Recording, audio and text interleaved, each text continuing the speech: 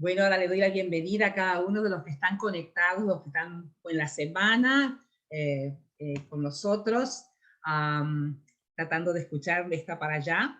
Hoy me toca a mí, ante el pastor, y lo veo conectado. Hola, pastor, bienvenido, welcome home. Esta semanita ha estado de regreso con toda la familia, nos alegramos. Y en este momento vamos a decir la bendición de la Torá antes de ponernos a estudiarla para allá, Shelach Leja.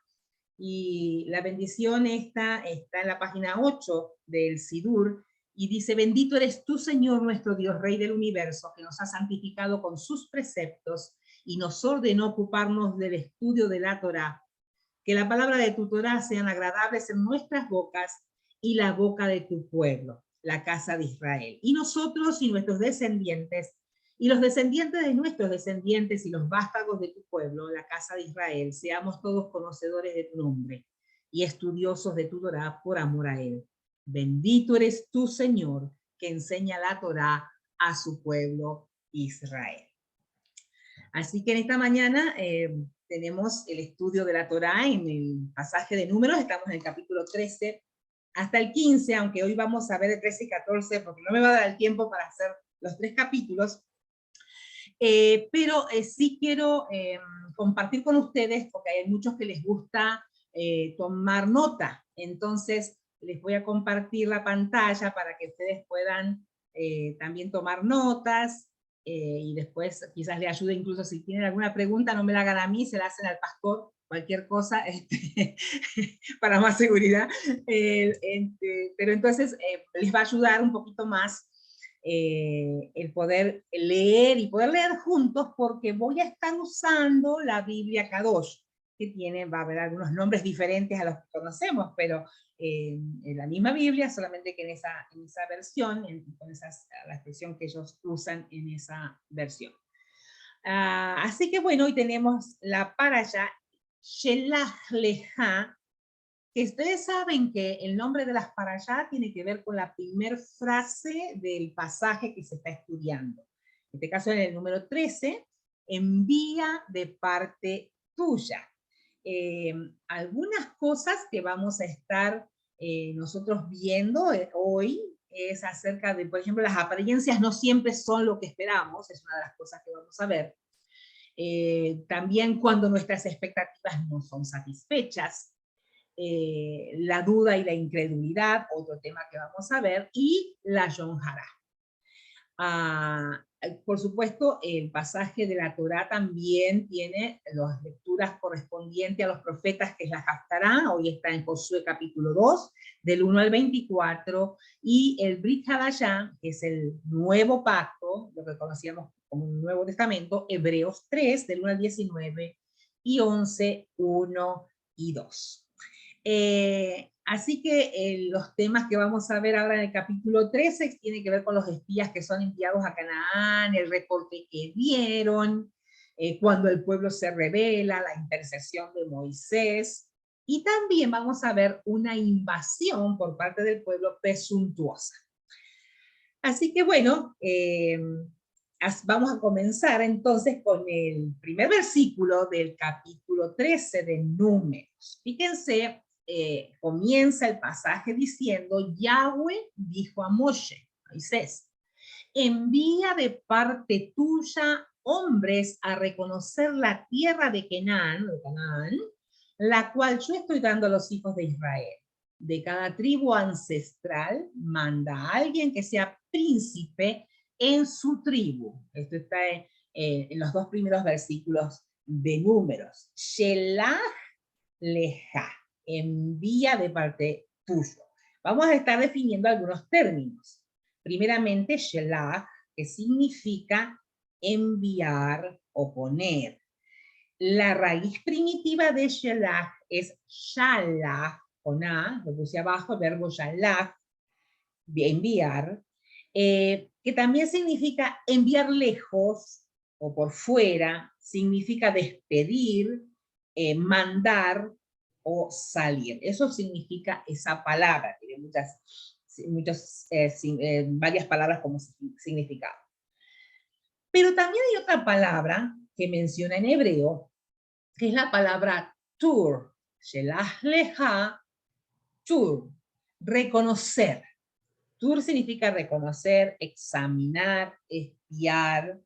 Eh, También significa guiar acerca de, por trueque o inspección, como ellos iban a hacer una inspección, buscar. eh, bueno, eso básicamente es lo que significa la palabra tur, que es lo que ellos hicieron. La pregunta que tengo es, ¿por qué el Eterno envía a Moisés a mandar espías si ya él había dado la promesa a Abraham de que les iba a dar una tierra a su descendencia y iba a una muy buena tierra? Esto lo especifica Génesis 13, del 12 al 18.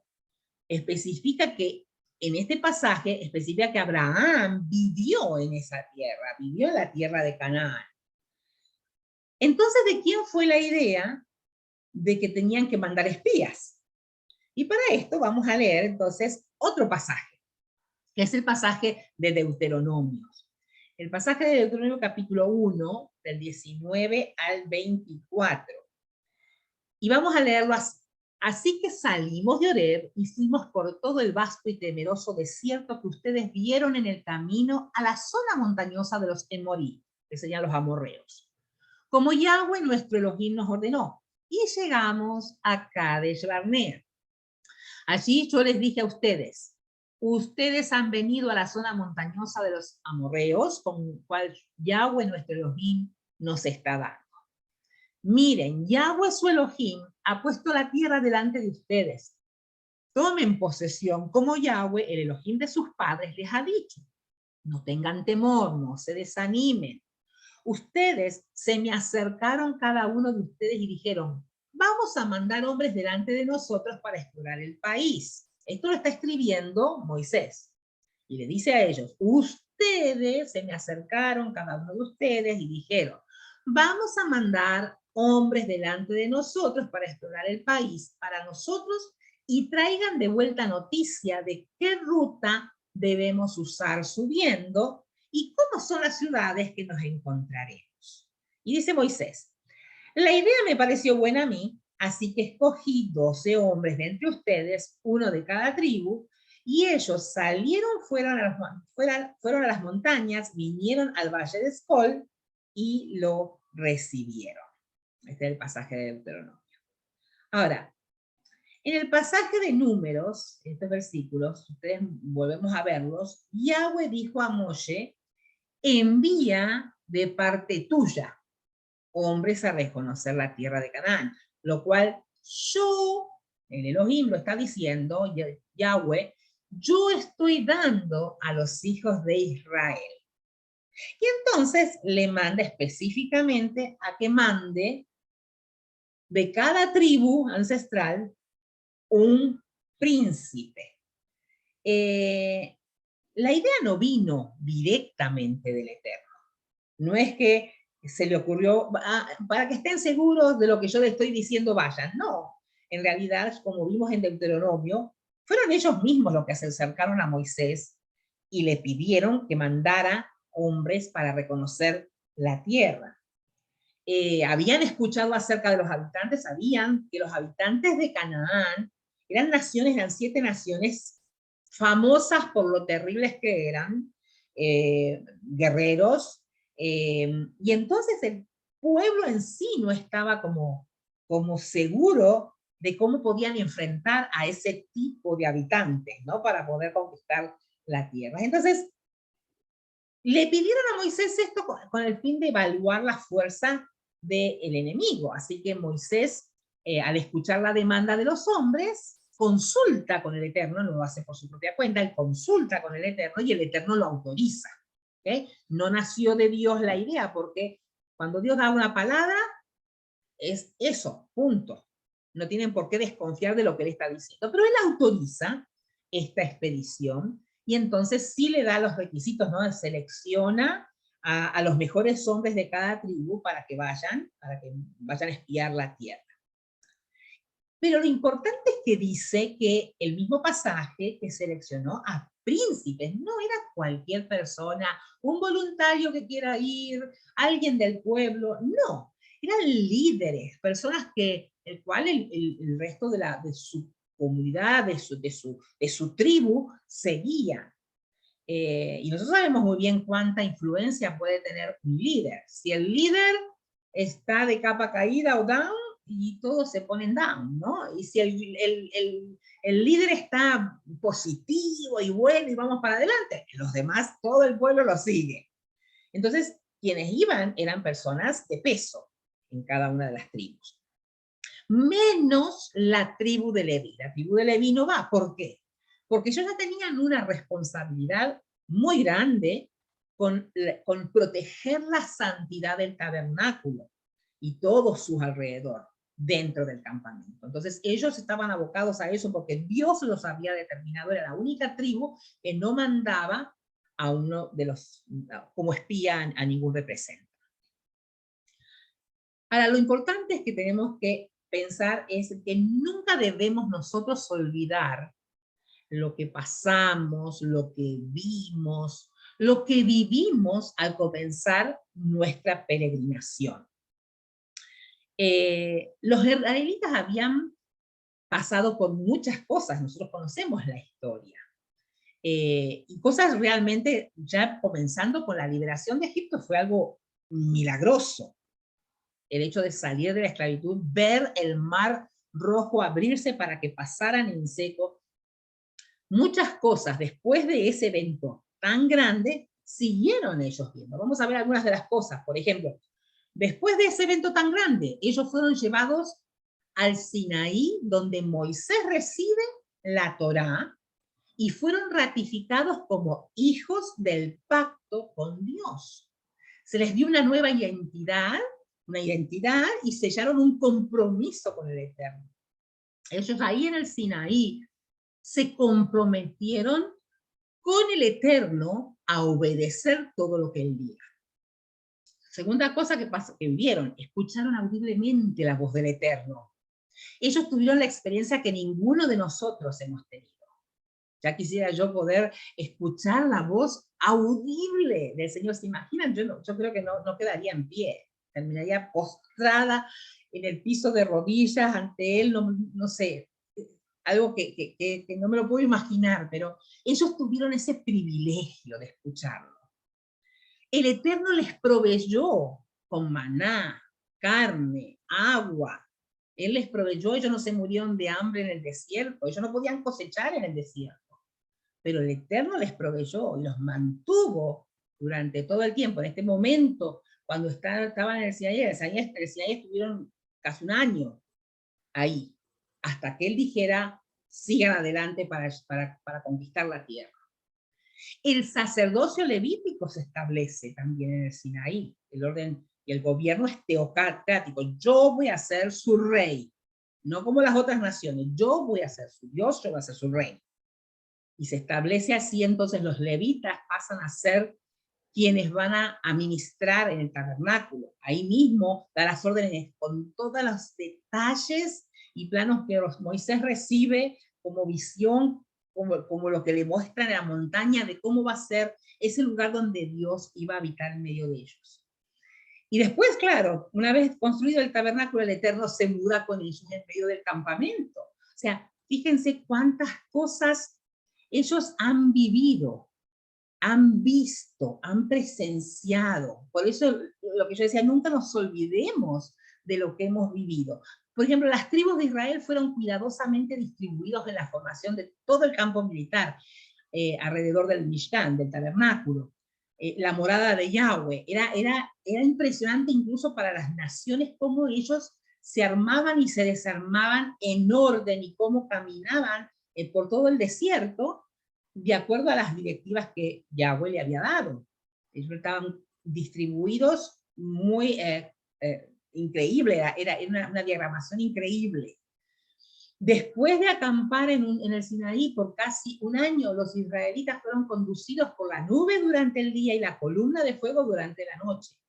no sentían frío, no sentían, no tenían el calor, la quemazón del sol porque tenía la nube. O sea, el Señor les protegió en todas las áreas que ellos necesitaban como seres humanos.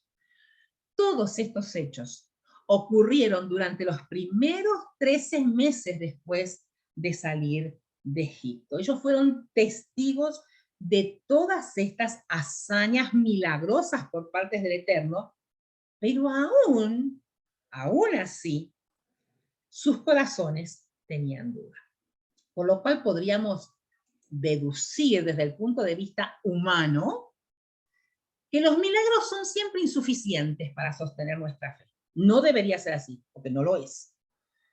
Pero pareciera que sí, porque incluso cuando estudiamos la historia y vemos, y a veces como decimos, ¿cómo es posible, no? ¿Cómo es posible? Y nos vemos reflejados en ellos porque nosotros somos iguales, no podemos señalar con el dedo que los israelitas, porque en realidad nosotros somos iguales. ¿Cuántas veces vimos la mano milagrosa de Dios en nuestra vida, en salud, en trabajo, en darnos provisión, en lo que necesitáramos o clamáramos al Señor? Y cuando viene una segunda prueba, parece que nos olvidáramos de ese milagro. Y estamos otra vez con duda y angustiados, y la cabeza no para de pensar por la noche, y nos parece que el Señor no nos va a volver a dar, a mostrar otro milagro, ¿no? No, tenemos que siempre mirar hacia atrás, viendo ese poder y caminando en confianza. Por eso hay que preguntar, ¿dónde está mi enfoque? ¿Dónde está nuestro enfoque? El maná que cayó del cielo para provisión de ellos estaba destinado a mantener viva a la gente. Tenía que alimentarlos. Pero esa vida tenía que ser vivida en relación de confianza con el Dios vivo. El Dios vivo era el que le estaba dando el alimento para mantener viva, para tenerlos con vida, pero ellos tenían que vivir esa vida en una relación de confianza con el Eterno. El corazón de la fe, y esto no es frase mía, sino de una de las maestras que tengo, el corazón de la fe no busca lo milagroso, pero es transformado por el poder milagroso de Dios en un testimonio de su amor fiel. Lo vuelvo a leer. El corazón de la fe, de la emuná, ¿no? No busca lo milagroso. Yo no tengo que buscar el milagro. Pero sí mi corazón va a ser transformado por el poder milagroso de Dios en un testimonio de su amor fiel para conmigo. Entonces, analicemos ahora un poquito la trayectoria que el pueblo de Israel hizo en el desierto. Vamos a recordar que los israelitas habían estado en el Sinaí. Ahí lo tenemos grandote, ahí estuvieron casi 13 meses. Algunos, bueno, a veces uno habla, ¿no? Que en realidad el trayecto desde salir de Egipto hasta la tierra prometida en realidad era corto. Ellos podrían haber llegado quizás en, no sé, quizás en 40 días, 2 meses, 3 meses, no lo sé.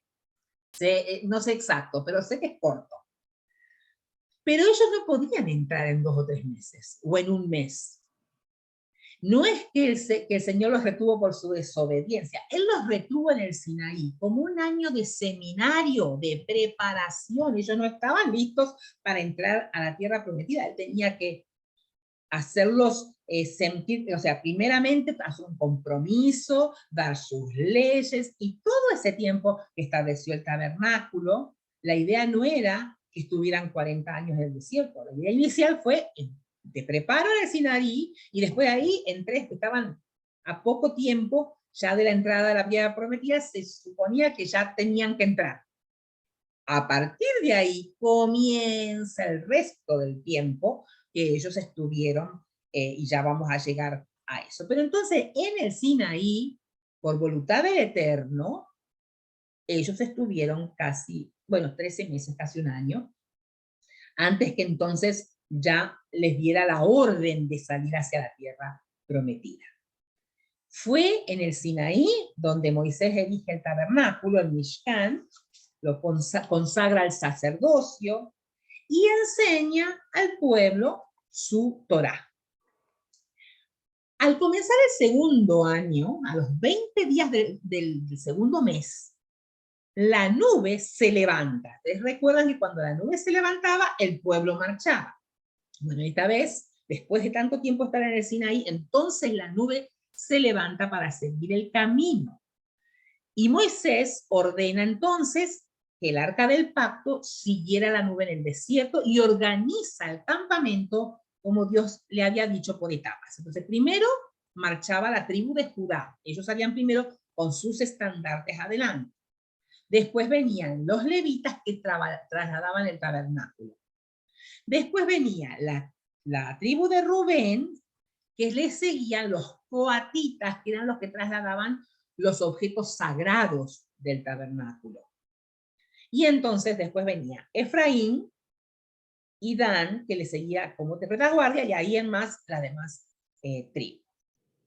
11 días después, 11 días, nada más, 11 días después de salir del Sinaí, ellos llegaron a Cades Barnea. Cades Barnea ya está bien grandote marcado, y ese es el lugar donde ellos llegan a 3 días, en Cades Barnea, aunque no todos los mapas lo ubican exactamente, quizás está un poquito más corrido hacia la izquierda, tendría que estar corrido un poquito más hacia la derecha, pero es estimado más o menos el lugar de Cades Barnea, y estaban ahí a 3 días de la tierra prometida.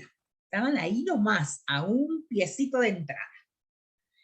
Kadesh Barnea significa desierto de peregrinación, desierto del fugitivo. Kadesh proviene de la palabra Kadosh, que es santo, Kadesh es sagrado, y en hebreo Kadesh Barnea significa lugar santo, desierto sagrado de la peregrinación.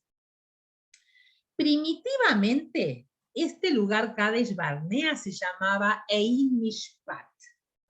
Y esa palabra Ein Mishpat significa fuente de juicio. Después lo pueden buscar, y si lo quieren anotar, en Génesis 14:7, que después lo voy a cambiar a mencionar. Está ubicada cerca del límite sur de Judá, y vuelven a tener el mapa al lado izquierdo, están al sur de Judá. También está la frontera entre el desierto Sin, está entre medio de 2 desiertos, vamos a decir, el desierto de Sin y el desierto de Parán, porque entonces vamos a ver en el pasaje que Moisés los manda del desierto de Parán. En Génesis 7, es donde que mencioné recién, es donde se produce una guerra donde los reyes que se levantan para guerrear contra Abraham fueron sometidos a juicios y fueron muertos por el pequeño ejército de Abraham. Recuerdan que en un momento dado Abraham tuvo que guerrear y no tenía un ejército más. Sin embargo, ese pequeño ejército, el Eterno los guardó, Yahweh los protegió y les permitió derrotar a esos reyes.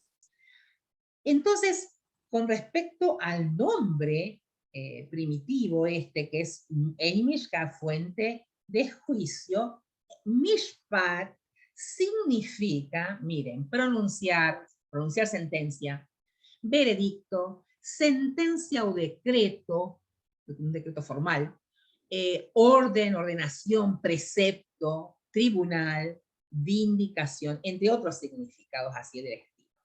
¿Por qué estoy mencionando todas estas definiciones, todos estos significados de esta palabra y mencionando el nombre de Kadesh Barnea como Ein Mishpat? Porque es interesante que en este lugar, Kadesh Barnea o Ein Mishpat, ocurrieron varios sucesos importantes. Miren, por ejemplo, una de las cosas que ocurrió, y está dentro de los pasajes tanto de hoy como próximos, ahí ocurrió la invasión presuntuosa que les mencioné hoy, y vamos a hablarlo al final del 14, del pueblo de Israel para invadir Orma. Y Moisés les dijo que no, porque Dios no estaba de acuerdo, y ellos presuntuosamente fueron hasta allá y salieron golpeados y derrotados. En el capítulo 20, también, en Meriba, fuente de disputa, se decretó que Moisés y Aarón no entrarían a la tierra prometida por parte del Eterno. En el versículo 1 de ese pasaje, Miriam muere y fue sepultada allí. Y también el capítulo 20, Edom rehusó dejar pasar a Israel por su tierra después de la rebelión de Meriba. Lo que es interesante es que cuando nosotros buscamos el significado de estos lugares, de los nombres, porque para la cultura de Medio Oriente, el hecho de ponerle un nombre, sea a un lugar o a una persona, tiene que ver con su futuro, o tiene que ver, o un nombre de un lugar, llamarse así, es porque tiene relación con algo. Y en este caso, si nosotros alineamos los significados de los nombres con las cosas y los eventos que ocurren, el Eterno siempre nos va a enseñar algo. Fíjense, en el caso de Kadesh Barnea, que era Ein Mishpat, todo esto que ocurre, ¿no? Es un lugar realmente de juicio. Entonces, el otro lugar que se menciona es el desierto de Parán. El desierto de Parán se conoce como, se llama lugar de recorrido. Aquí, en Números, en el versículo 3, ya dice que Moshe los despachó desde el desierto de Parán como Yahweh había ordenado. Todos ellos eran jefes entre los hijos de Israel. Y entonces, después de dar todos los nombres, ¿no? de cada uno de los representantes de cada tribu, en el versículo 16 hay una conexión profética.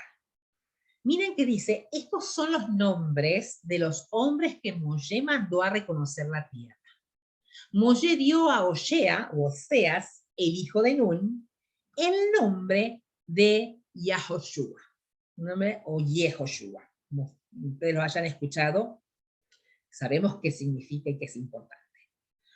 Una cita del Talmud, del Tratado Sota 34, dice y afirma que Moisés previó la traición, la falta de fe y confianza de los espías, y por lo tanto nombra a Oseas como Yehoshua o Josué, como lo conocemos en el español.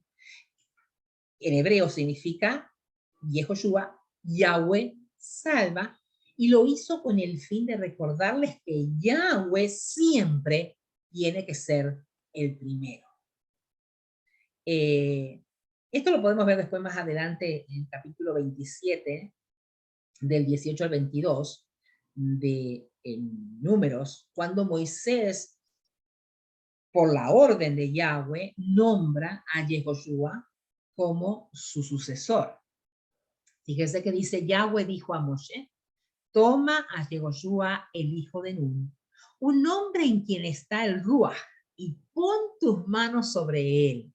Ponlo delante de Eleazar el Cohen y toda la congregación, y lo nombrarás a la vista de ellos.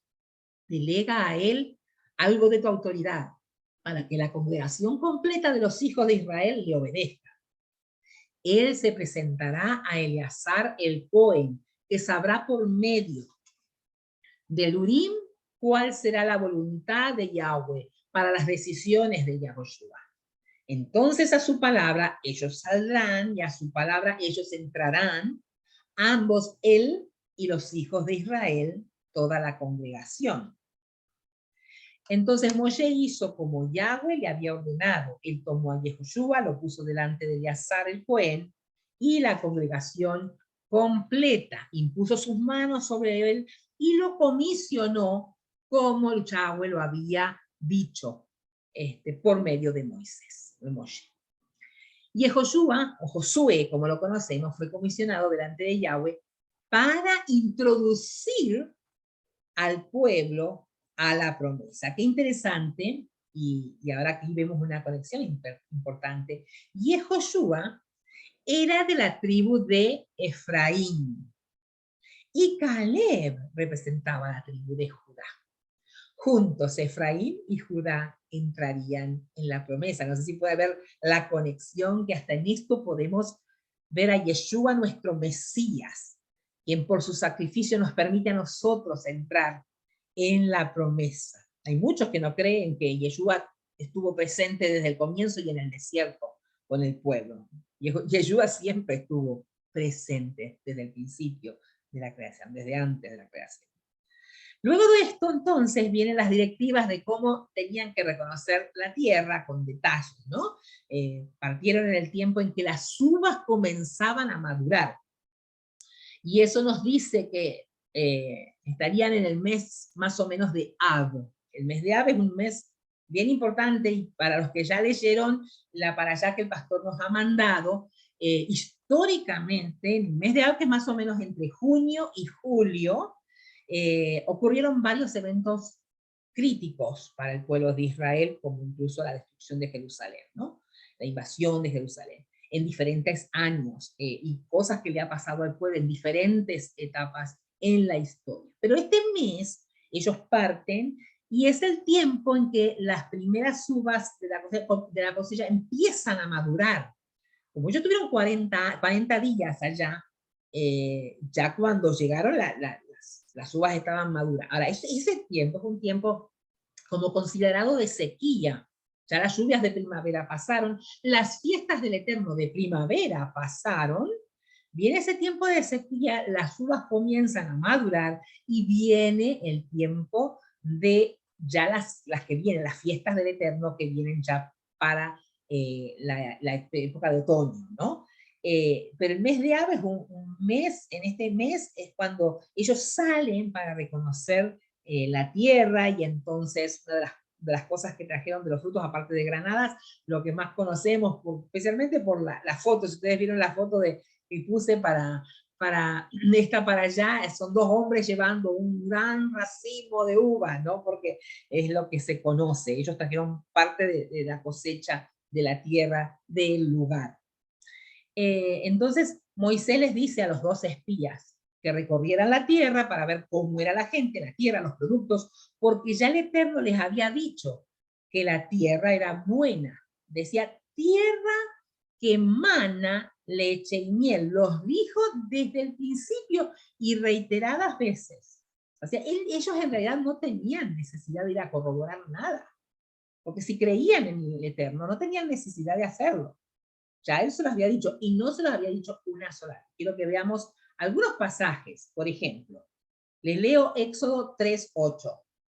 Yo he descendido para rescatarlos de los egipcios y sacarlos de ese país a una tierra buena y espaciosa, una tierra que fluye con leche y miel, en lugar de los cananeos, hititas, amorreos, fereceos, jebuseos, etc.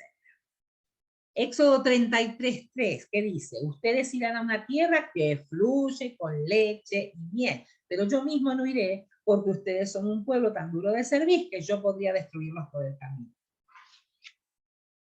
En Números, Levíticos 20:24. Pero a ustedes yo he dicho, ustedes heredarán la tierra de ellos, yo la daré a ustedes como una posesión, una tierra que fluye con leche y miel. Yo soy Yahweh, su Elohim, quien los ha apartado de otros pueblos. Jeremías, que yo confirmé mi promesa, dice Yahweh, que juré a sus padres de darles una tierra que fluye leche y miel. La frase que fluye leche y miel, y lo leíamos en la para allá que nos mandó el pastor, es más una forma de decir una tierra rica en frutos y en ganadería. ¿Se imaginan? Bueno, la tierra de por sí da unos frutos riquísimos, ¿no? Uno piensa en los higos, en la granada, los dátiles, porque cuando uno habla de la miel de allá, no es precisamente la miel de abeja, sino la miel de dátil, que es una delicia, es algo deliciosísimo. Y bueno, y las plantas, las palmeras de dátiles, las datileras, eso está lleno de datileras, que emana leche, leche de cabra, de oveja, de vaca, o sea, es rica, una tierra rica en ganado y en agricultura. Así que la promesa ya había sido dada por el Eterno, la repitió ya varias veces, y en ese momento estaban en un tiempo de prueba. Por eso llegan a Kadesh Barnea, ¿no? Lugar de juicio, lugar de prueba, un lugar donde su fe iba a ser puesta a prueba. Y así ellos estuvieron 40 días en la tierra prometida. Dice, ellos llegaron al valle de Escol y allí cortaron una rama que tenía un racimo de uva, la cual cargaron en una vara entre dos de ellos. Ellos también cogieron granadas e higos, y ellos llamaron a ese lugar el valle de Escol, que significa racimo, a causa del racimo que los hijos de Israel cortaron allí. 40 días después, ellos regresaron a reconocer la tierra. Nunca se preguntaron qué comieron ellos durante esos 40 días.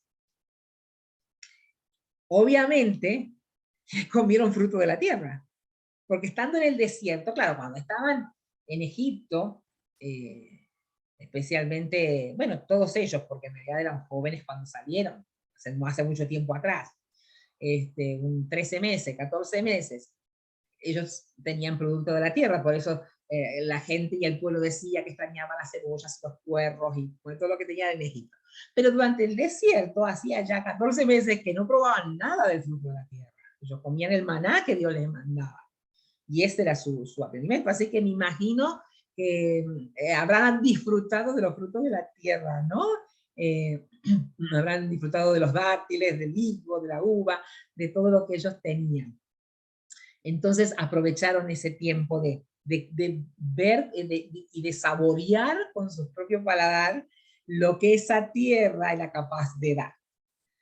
Entonces, 40 días es un tiempo de examen, ¿no? Así como Jesús estuvo en el desierto 40 días, ¿no? Como un tiempo de examen, un tiempo de retiro espiritual. Pero ellos estaban más para corroborar y para ver qué había ahí, todo lo que Moisés le había mandado. ¿Qué pasa después? Y después de esto comienza el problema de la Yonjará, la lengua maligna. Esa misma voz que se le apareció a Eva en el Edén y que le dijo, con que Dios ha dicho, es la misma voz que en medio de tribulación, de turbación, de preocupación, trata de intimidarnos a nosotros. Y luego nos condena después por haber creído sus mentiras. El pueblo, los líderes del pueblo, tras haber visto la evidencia del cuidado protector de Dios, se dejaron llevar por la aflicción y por el miedo. El miedo es un muy mal consejero. Y ellos se dejaron llevar por ese miedo. Ellos habían visto con sus propios ojos los resultados de la Yonjará cuando Miriam habló mal de su hermano. Y ella misma, después de hablar con ella y Aarón, se las tuvieron que ver de frente con el Eterno. O sea, que ellos sabían que con el Eterno no se jugaba, sabían lo que significaba la Yonjará, sabía también lo que Dios había prometido y lo que Dios había hecho, que ha sido fiel hasta el momento. Pero entonces, ¿qué pasa ahora? Estos espías vuelven de su expedición y dan un reporte de lo que vieron y trajeron, pero no precisamente positivo. Miren, vamos a leer estos versículos del 27 al 29. Lo que ellos le dijeron fue esto: nosotros entramos en la tierra donde nos enviaste, y ciertamente fluye con leche y miel. Aquí está el fruto. Sin embargo, el pueblo que vive en la tierra es feroz, y las ciudades son fortificadas y migrantes. Además vimos a los Anakim allí, eran los hijos de Anak. Amalek habita en el área del Negev. Los hititas, los jebuseos, los amorreos viven en las montañas y los cananeos viven junto al mar y la ribera del Jordán. Entonces, dice Caleb, escuchó a la gente alrededor de Moshe y dijo, debemos subir inmediatamente y tomar posesión de ella. No hay duda de que podemos conquistarla. Caleb no tenía ninguna duda. Pero los hombres que habían ido con él dijeron, nosotros no podemos atacar esos pueblos porque son más fuertes que nosotros. Miren, no podían decir nada contrario a lo que el Eterno había dicho. Ya Él les había declarado con respecto a la tierra de cómo era. Pero ellos se enfocaron en lo negativo, que la tierra era feroz, que allí había gigantes.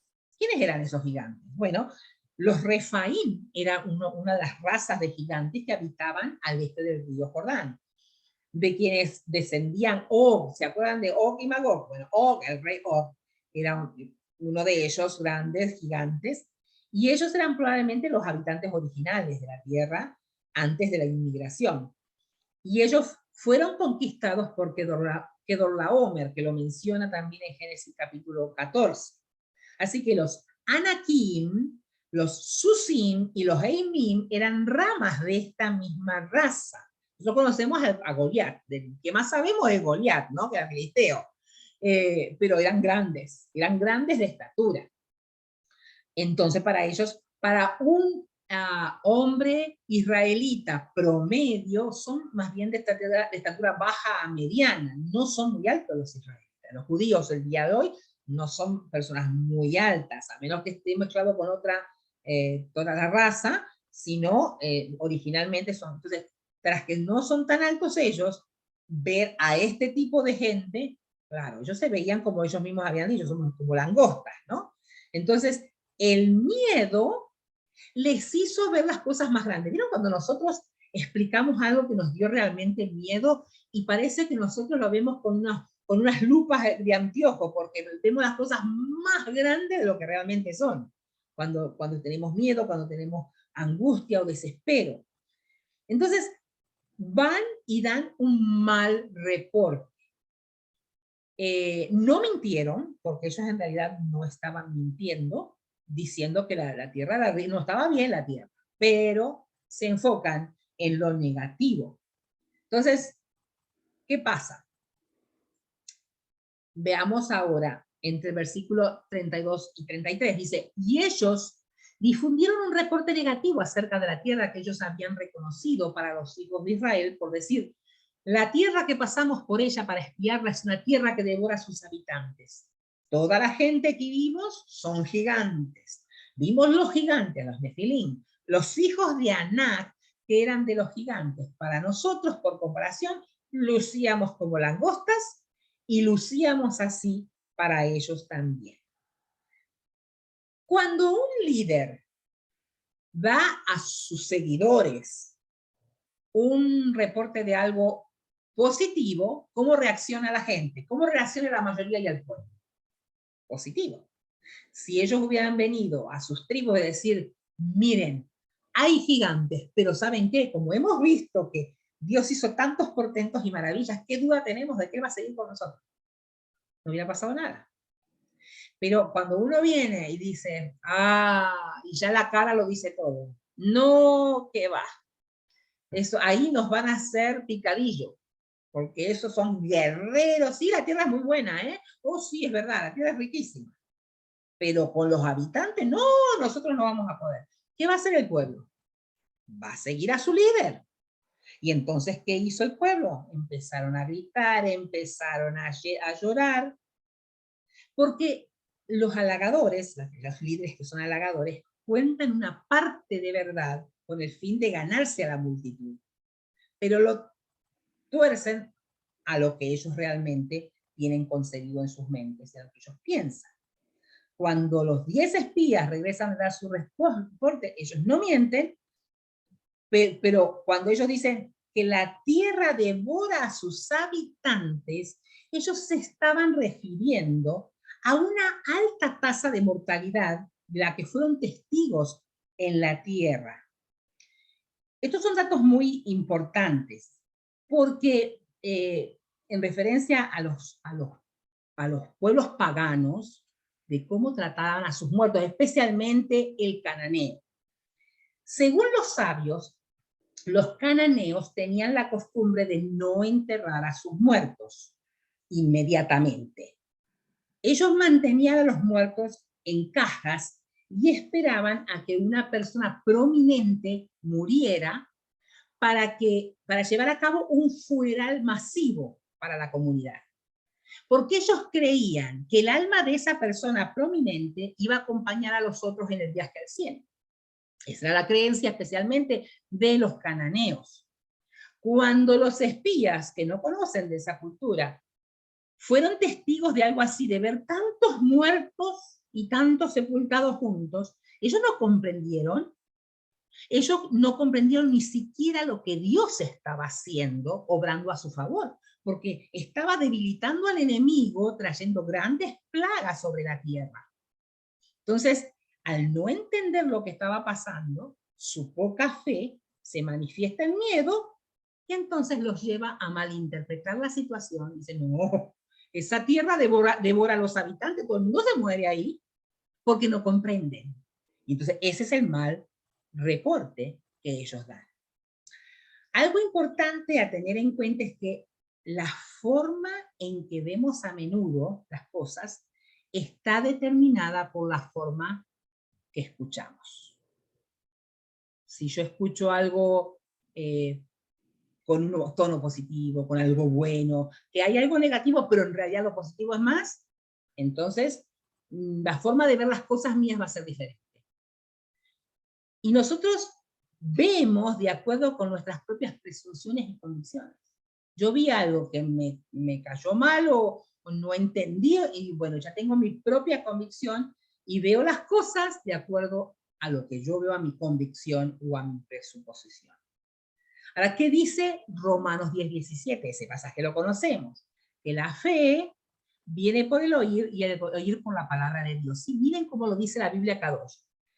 La confianza, la fe, la emuná, viene de lo que es oído, y lo que es oído viene de la palabra proclamada sobre el Mesías. Nuestro Mesías, Yeshua, él es la palabra viva. Y nosotros tenemos que oír la palabra y oírla con fe. El oír y el obedecer están vinculados. Oye Israel, Jehová nuestro Dios, yo oigo, debo escuchar, prestar atención para caminar en obediencia a esa palabra. Tenemos que tener cuidado al escuchar otras voces, aunque aparentemente suenen bien intencionadas, podemos correr el riesgo de separarnos de la fuente misma. Tenemos que ir siempre a la fuente misma. Si nosotros escuchamos el mensaje del mundo corrupto, con el tiempo nosotros vamos a convertir en enemigos de Dios mismo. Si muchas personas en un grupo repiten algo falso, con el tiempo la conciencia del individuo será anulada y se perderá la verdad. Tengan cuidado. Lo que se repite, si es una mentira, y la repito, y la repito, y la repito, la voy a creer. Voy a creer que es verdad. Entonces, hay que tener cuidado. En medio de todas estas cosas, siempre va a haber alguien que crea. Y en este caso, la reacción de Caleb, de Josué, no es así. Podemos entrar ahora mismo y conquistarlo. Pero la mayoría dijo, no podremos conquistar la tierra, va a ser imposible. Y los mismos espías fomentaron más temor en el pueblo al decir que ellos eran como langostas al lado de aquellos gigantes. La tierra es buena. Eso lo resaltaron. Y Josué y Caleb dijeron, sí, la tierra es buena, vamos y entremos. Ellos mostraron una fe genuina, una emuná, que dijeron, creemos y lo vamos a hacer, y vayamos. Insistieron que la tierra podía ser conquistada. ¿Cuál fue entonces el pecado del pueblo? Vamos a leer ya entrando el 14. A esto los hijos de Israel gritaron en desaliento y lloraron toda la noche. Además, los hijos de Israel comenzaron a murmurar contra Moshe y Aarón. Toda la congregación les dijo, nosotros deseamos haber muerto en tierra de Misraim, en Egipto, o que hubiéramos muerto aquí en el desierto. ¿Por qué Yahweh nos está llevando a esta tierra donde vamos a morir por la espada? Nuestras esposas y nuestros pequeños serán llevados como botín. ¿No sería mejor para nosotros regresar a Egipto? Y ellos se dijeron uno al otro, vamos a nombrar un jefe que nos devuelva a Egipto. Comenzaron a murmurar, a quejarse, a lamentarse. ¿Qué es eso? La Lashon Hara. ¿Fue ese el pecado de la congregación de Israel? Que dice un poquito más adelante en los versículos 10 al 12. Pero así como toda la congregación estaba diciendo que ellos debían ser apedreados de muerte, la gloria de Yahweh apareció en el tabernáculo del testimonio para todos los hijos de Israel. Yahweh dijo a Moshe: ¿hasta cuándo me tratarán con desprecio este pueblo? ¿Por cuánto tiempo más no confiarán en mi palabra? Especialmente considerando todas las señales que yo he hecho entre ellos. Yo los voy a golpear con enfermedad, los destruiré y haré de ti una nación más grande y poderosa a la que ellos son. Y aquí quiero marcar un concepto, una palabra en hebreo que está en este pasaje, no la vemos porque está en español, y es que nosotros no entendemos lo que significa Ma'al. La palabra Ma'al, ¿qué es Ma'al? Ma'al significa traición, pecado, falacia, infidelidad, prevaricación, rebelarse, traición y transgresión. Bíblicamente, Ma'al implica la transgresión o afronta directa al nombre de Dios o al Dios mismo. Según algunos textos hititas, afirman que cada vez que un delincuente era aprehendido por el hombre, él solo sufría las consecuencias de muerte. Yo aprendía una persona, aprendía a otra porque lo pescó robando, bueno, merecía la muerte esa persona. Pero cuando el delincuente era aprehendido por la divinidad, es decir, por una prueba rigurosa, vamos a decir, cayó en suerte y tú fuiste el culpable, como que ellos creían en la suerte y en los oráculos, o por un oráculo. Alguien de sus sacerdotes decía: sí, los dioses me revelaron que fulano de tal. Si es por eso, entonces no solamente moría el delincuente, sino la familia completa. Ahora, en la ley bíblica, los pecados contra Dios son punibles únicamente por Dios. Y el castigo colectivo podría exigirse únicamente por Dios. Y eso lo hemos visto. Hemos visto cómo, bueno, el Dios mismo castigó a Miriam. Él no mandó a que le hicieran nada. Simplemente, bueno, te voy a castigar con lepra. Entonces, no. Y con Coré. No fue solamente Coré. Todos los que estaban con Coré y toda su familia y toda la tienda, los tragó la tierra. Dios mismo puso el castigo. Pero otras veces Dios mandaba, cuando Moisés decía: ¿qué hago con esta situación? Al hijo rebelde, sáquenlo y apedréenlo. Hagan esto. Pero siempre en la ley bíblica, Dios era el que exigía o mandaba, o él mismo ponía el castigo contra la persona. En el caso de los otros pueblos, no. Era el oráculo o era o si era una persona, otro ser humano que lo pescaba y entonces lo mataba. Ahora, ese término mal se relaciona con una violación de las relaciones personales, como también se relaciona con la violación de la fe. Eso es lo que ellos cometieron. Ellos cometieron mal porque estuvieron en transgresión, en una afronta directa contra Dios como el Rey Supremo, porque ellos tenían un gobierno teocrático. Dios era el que mandaba, Dios era el Rey, es el Rey, soberano. Entonces, si nosotros volvemos a releer estos versículos 10 al 12, creo que lo tengo, no es este, es el anterior, 10 al 12, ¿ve? Ellos trataron con desprecio a Yahweh, al punto que ellos dijeron, Dios dijo: ¿hasta cuándo me van a tratar con desprecio? Me están despreciando, yo les estoy regalando una tierra que fluye leche y miel. Les he mostrado todas las veces que los he cubierto, los he librado de la muerte, y ahora todavía siguen despreciando lo que yo les estoy dando. Era una forma de desprecio, una violación a la fe. Ellos creyeron más al informe negativo de los espías que a lo que Dios venía diciéndoles con su propia promesa desde Abraham. tantos años habían pasado desde Abraham y todavía seguía prometiendo, haciéndoles y recordándoles la misma promesa. Estos espías habían cometido mal por juramento, porque ellos estuvieron en el Sinaí todos juntos, diciendo a Elohim, diciéndole, todo lo que tú nos mandes a hacer, eso haremos. Y lo hicieron como pacto, lo hicieron como promesa, y ahora se estaban tirando para atrás y querían volverse a Egipto. Ellos hicieron mal por juramento, y luego, encima, se atrevieron a ir contra Moisés y Aarón queriendo apedrearlos y a elegir otro líder. Por eso nosotros también tenemos que tener cuidado con este concepto de mal. No solamente la Yom Hará. La Yom Hará me lleva a cometer mal y debemos cuidar de cómo hablamos, de cómo nos expresamos de las cosas que Dios ha santificado, que Él ha declarado, que haya declarado por su boca acerca de algo que es santo. Al estudiar las Escrituras ahora nos vamos a dar cuenta que muchas veces nosotros hemos sido merecedores de una sentencia de muerte por parte del Eterno, por lo que enseñábamos o decíamos en ignorancia, pero hemos hallado misericordia delante del Eterno a través de Yeshua, nuestro Mesías.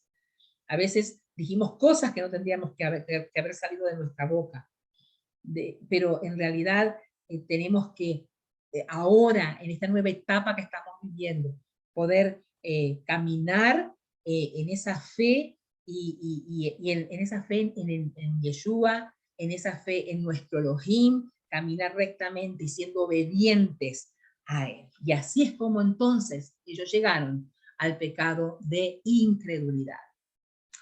Y en este momento yo quisiera compartir con ustedes un pasaje de Hebreos que nos habla también a nosotros en manera especial. Fíjense que usando este pasaje, y es el pasaje del Hadashah de hoy, dice, por lo cual, como dice el Ruach HaKodesh, si oyen hoy la voz de Yahweh, no endurezcan sus corazones, como hicieron en las aguas amargas, en aquel día en el desierto, cuando pusieron a Yahweh a prueba. Así sus padres me pusieron a prueba, dice. Ellos me retaron a pesar de que vieron mis obras por 40 años.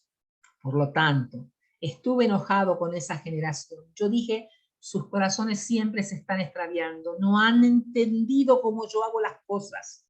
En mi ira juré que no entrarían en mi reposo y así fue. Ese fue el castigo de ellos. No pudieron entrar a la tierra prometida. Escuchen, hermanos, que no haya ninguno de ustedes un corazón maligno, falta de confianza, que los lleve a apostatar del Elohim viviente. Más bien exhórtense el uno al otro todos los días mientras este día sea llamado hoy, para que ninguno de ustedes se endurezca por el engaño del pecado. Porque nos vemos convertidos en participantes en el Mesías siempre que nos sujetemos firmemente la convicción con la que empezamos, hasta que la meta esté superada. Ahora, donde dice, hoy, si oyen la voz de Yahweh, no endurezcan sus corazones, como hicieron en las aguas amargas, en Meriba. Este pasaje nos dice que no repitamos esos malos ejemplos. Caminemos antes bien, ante nuestro Elohim de una forma correcta. Masá y Meriba. Meriba, el lugar donde las aguas fueron las aguas amargas. ¿Quiénes eran las personas que después de haber oído pelearon tan amargamente? Todos los que Moshe sacó de Egipto. Así es el pasaje. ¿Y con quién estuvo Yahweh enojado por 40 años? Con aquellos que pecaron. Sí, cayeron muertos en el desierto.